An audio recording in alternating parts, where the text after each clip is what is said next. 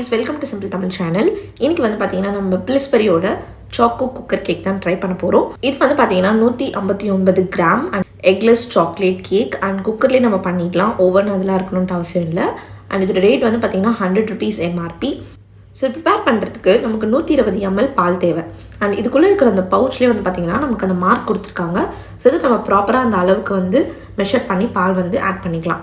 And அதுக்கு பிறகு 2.5 table spoon oil வேணும். ஸோ அது 30 ml கிட்ட வரும். ஸோ இது 2 தான் நமக்கு தேவை இந்த கேக் மிக்ஸ் தவிர்த்து.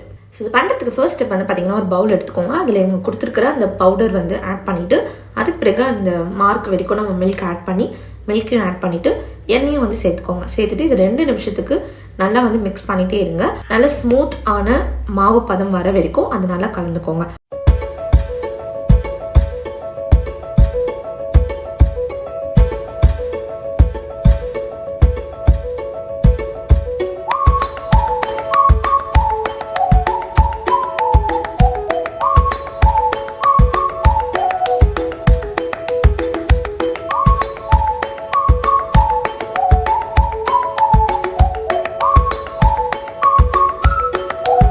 பிறகு நீங்கள் எதில் வந்து பேக் பண்ண போகிறீங்களோ கேக்கை அந்த பாத்திரத்தில் கொஞ்சோண்டு எண்ணெய் இல்லைனா நெய் தடவி நீங்கள் அதை நல்லா க்ரீஸ் பண்ணி வச்சுக்கோங்க. அப்போ தான் கேக் வந்துட்டு ஒட்டாமல் வரும். அண்ட் நீங்கள் எந்த பாத்திரத்தில் எடுக்கிறீங்களோ அந்த பாத்திரத்தோட 3/4 ஹைட் வரைக்கும் தான் நீங்கள் கேக் மாவை வந்து நீங்கள் போர் பண்ணணும். அந்த மாதிரி பார்த்துக்கோங்க.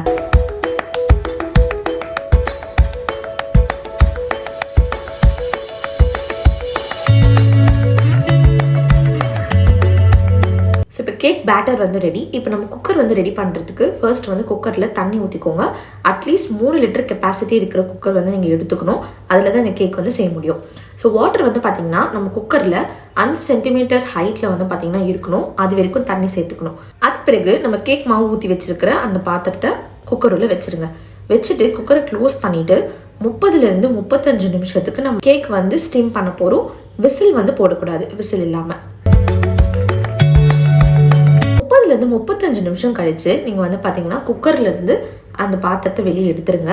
அதுக்கு பிறகு அகெயின் வந்து பாத்தீங்கன்னா ஒரு 1/2 மணி நேரம் வந்து கேக் வந்து கூல் ஆகணும். ஒரு 30 நிமிஷத்துக்கு சைடெல்லாம் வந்து கத்தி வச்சு நீங்க ஸ்க்ரேப் பண்ணோம்னா பண்ணிக்கலாம். அதுக்கப்புறம் கேக்கை ஃபிளிப் பண்ணிட்டு அண்ட் அவ்வளோதான். அதுக்கு பிறகு நீங்கள் டெக்கரேட் பண்ணுறதுக்கு எப்படி வேணால் டெக்கரேட் பண்ணிக்கலாம். அண்ட் இவங்களுமே வந்து இந்த கேக் மிக்ஸில் வந்துட்டு ஸ்ப்ரிங்கிள்ஸ் வந்து கொடுத்துருக்காங்க டெக்கரேட் பண்ணிக்கிறதுக்கு. ஸோ அதையுமே நீங்கள் வந்து போட்டு டெக்கரேட் பண்ணிடலாம்.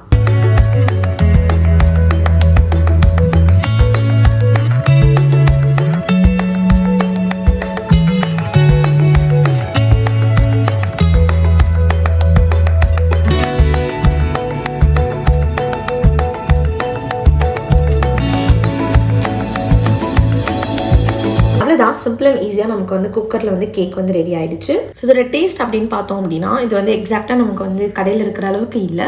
பட் ஸ்டில் இது வந்து பார்த்தீங்கன்னா நல்லா சாஃப்டாக இருந்துச்சு. அண்ட் நல்லா அந்த சாக்லேட் ஃப்ளேவர் வந்து நல்லா இருந்தது. அண்ட் ஸ்வீட்னஸ் வந்து ரொம்ப அதிகமாகவும் இல்லை, நல்ல லிமிட்டாக அட் த சேம் டைம் வந்து டேஸ்டியாகவும் இருந்துச்சு. நீங்கள் ட்ரை பண்ண நினச்சிங்கன்னா ட்ரை பண்ணி பாருங்கள். அண்ட் நீங்கள் ஆல்ரெடி இதை ட்ரை பண்ணியிருக்கீங்கன்னா உங்களோட தாட்ஸ் என்ன அப்படிங்கிறத கமெண்ட் செக்ஷனில் மறக்காமல் ஷேர் பண்ணுங்கள். உங்களோட நெக்ஸ்ட் வீடியோவில் பார்க்குறேன். அது வரைக்கும் be positive and spread positivity. Tata.